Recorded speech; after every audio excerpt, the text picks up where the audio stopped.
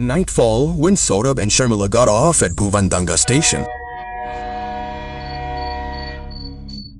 What strange village have you brought us to? I can't see a single person here. There aren't even any shops. Now that we've been transferred here, what can we do? How can we get to our quarters from here? Heard we can get a rickshaw outside the station. If you ask for the government quarters, they'll take us there. Our luggage is small, and I've heard the quarters are well appointed. Anyone who comes here has no problem.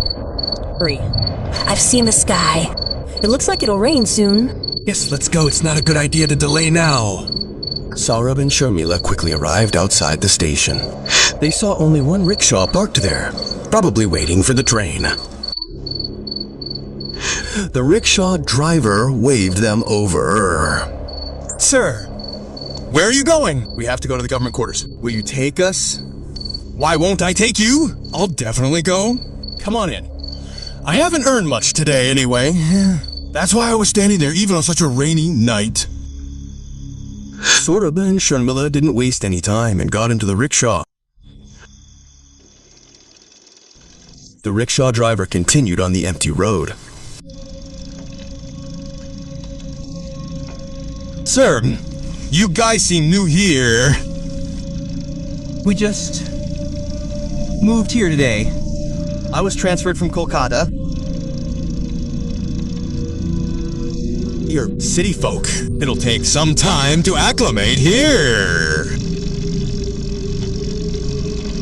Brother, how far is the quarters from here? It'll take at least half an hour. It's quite a distance. Isn't there a shortcut? One, but what,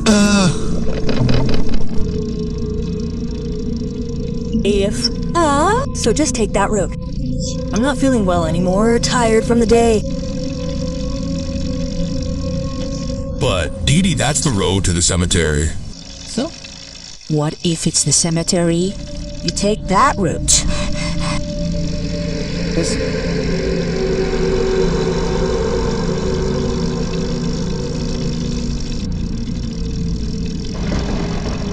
A shortcut to the village. Past the cemetery, but unless absolutely necessary, no one wants to take that route. Not going yourself. We're asking you to. Take us to the quarters that way. Okay. Do you have any fish or meat leftovers in your bags?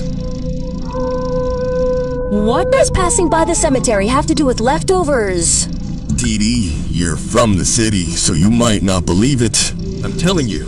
Anyway, a witch lives in that graveyard.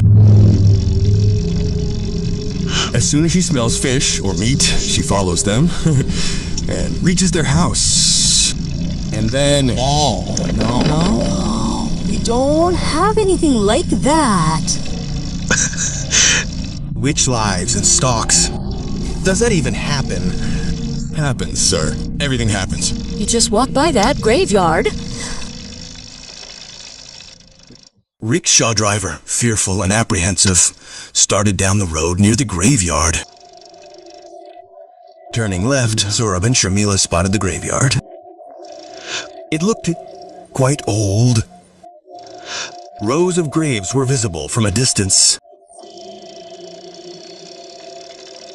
The banyan tree they see near the graveyard is where she lives. They shouldn't mention her name on this road, and they shouldn't look too much in that direction. If she catches sight of it, it will be a big problem. Don't mention that witch's evil eye. Just then, a cool breeze blew from within the graveyard, briefly, and a laugh was heard.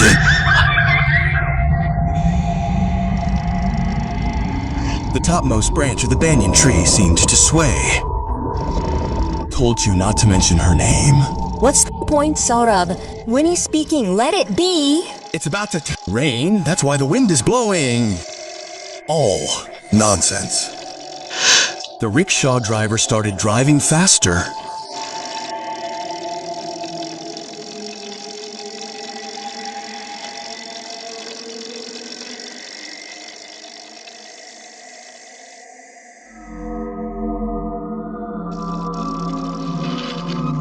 In a short while, Saurabh and Sharmila reached the gate of the quarters. Without further ado, the rickshaw driver took the money and quickly left.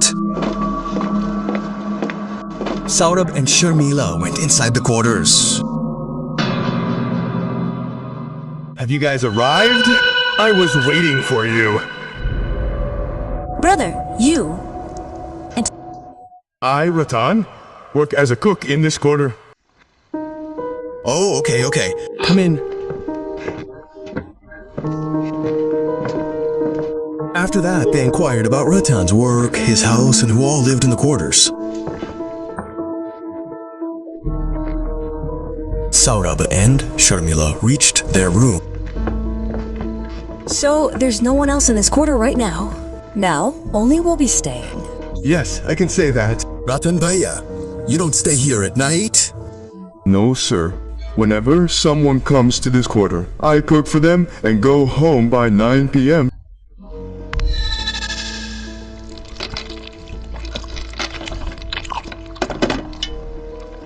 Ratan Bhaiya, your food was delicious. Ate it at noon. Especially the Katla fish, which was very good. Okay, Ratan Bhaiya, how far is the market from here? So I can also get the goods from the market? Not too far. It's just a short walk from your office. You just tell me. I'll get it from the market. That's fine, but you know, Ratan Bhaiya, I also love shopping, especially buying fish with my own hands. Yes, I can buy it on holidays or when returning from office. But What? you guys are new here, so I'm telling you in advance.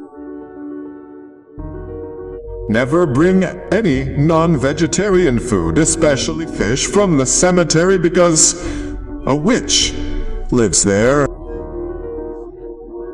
She chases the smell of meat and she loves fish. If the witch chases her, Saurabh and Sharmila look at each other and don't respond. They had heard the same thing from the rickshaw puller, but they understood that the people of this village strongly believe in witches.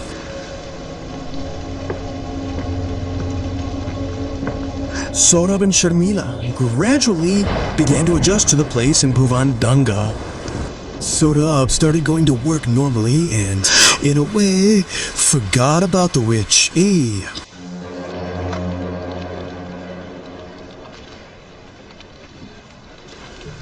A few days later, as Saurabh was about to leave the office, his phone rang. Yes, Sharmila, tell me. I'm just leaving the office. Listen, there's a problem.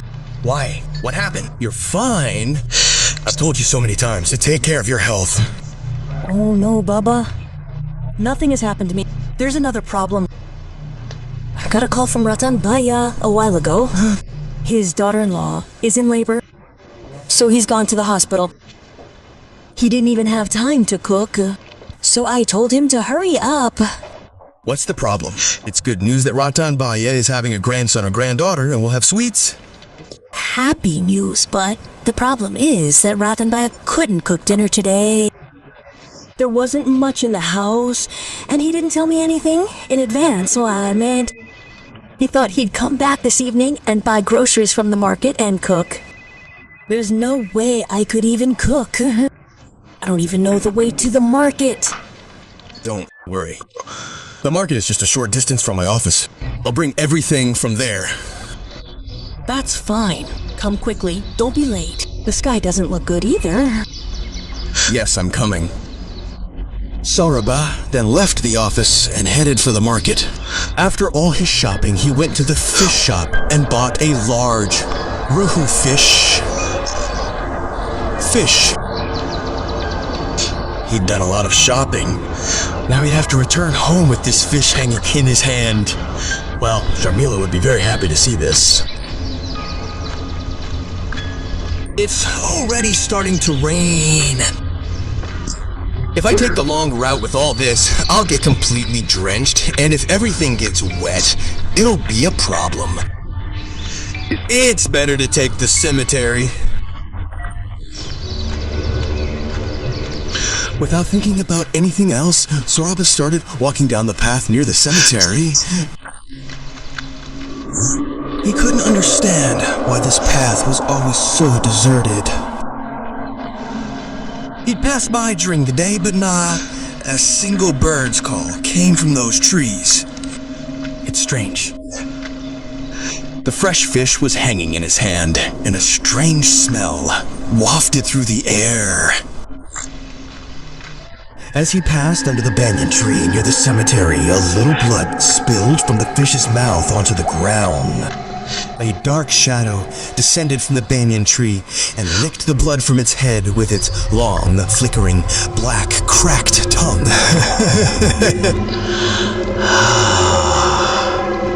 A voice called out. Saurabh stopped at the sound.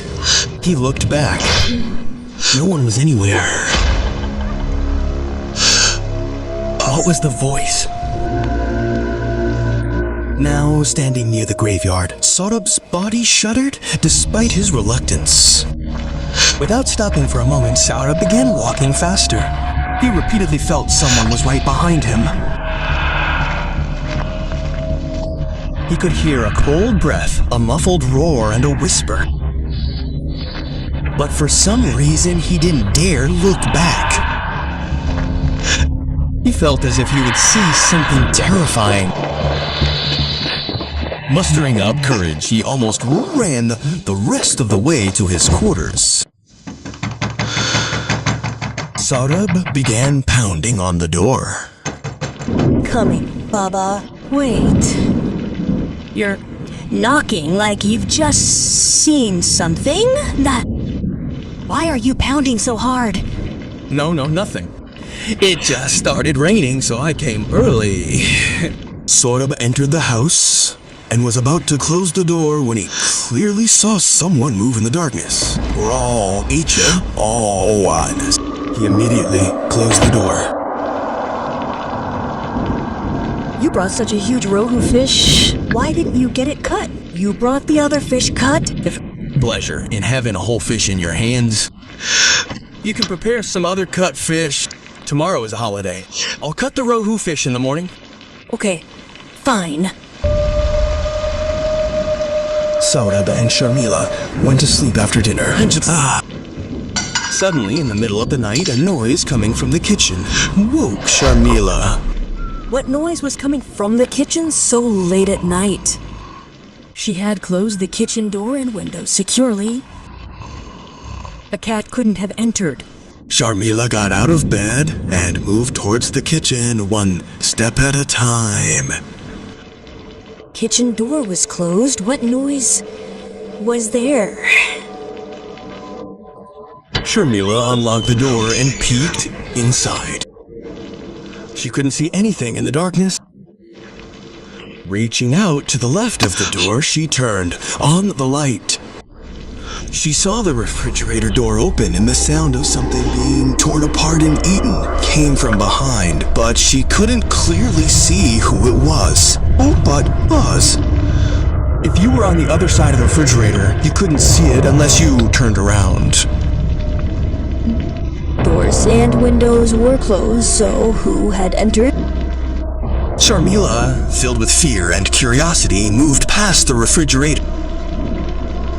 She saw someone facing the opposite direction, tearing apart and eating the raw rohan fish Saurabh had brought her just a few moments ago. Yushkohaneri. The fish's bones and head lay nearby. The person sitting there couldn't see her face, but long, black, snake-like hair was slithering to the ground. The skin was peeled off in places.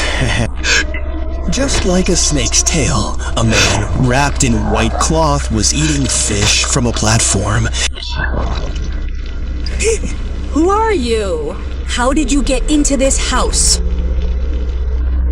She asked, But there was no response. Sharmila had just extended her hand over her body, and she looked back, and the one who turned was no human. Levaya Jadorobo Stop.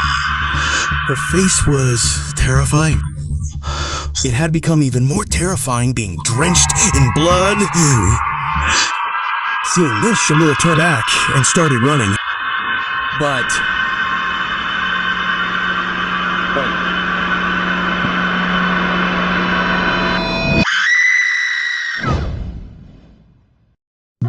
the other hand, hearing Sharmila's death-like scream, Saurabh woke up in a panic. It was Sharmila's voice.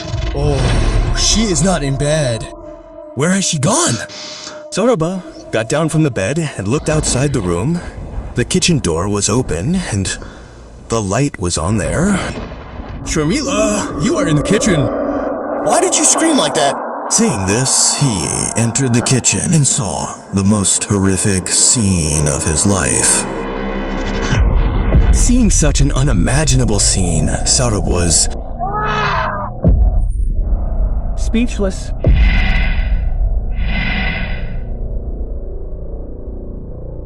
Nah,